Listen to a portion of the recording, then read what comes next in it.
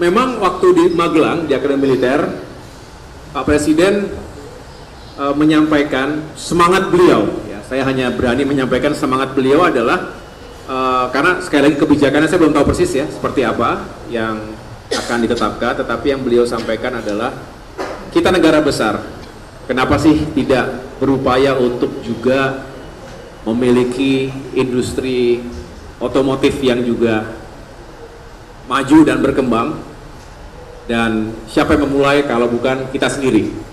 Kira-kira semangatnya seperti itu singkatnya. Jadi sebelum kita bisa mempromosikan produk kebanggaan dalam negeri, termasuk di aspek otomotif ini, maka beliau dan mengajak, dan bukan hanya mengajak tapi berharap kita semua juga menjadi bagian untuk bisa mempromosikan itu dengan cara menggunakannya.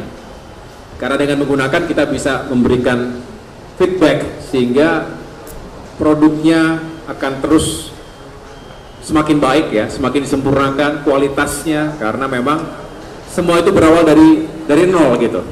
Dan kita sendiri yang harus menjadi bagian untuk dari nol tadi bisa menambah jadi 1, jadi 2, 3 dan seterusnya sampai menjadi kualitas berkelas dunia.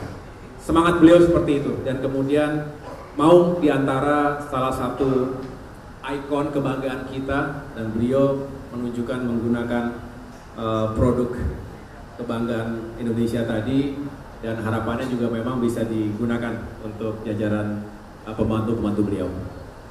Cukup?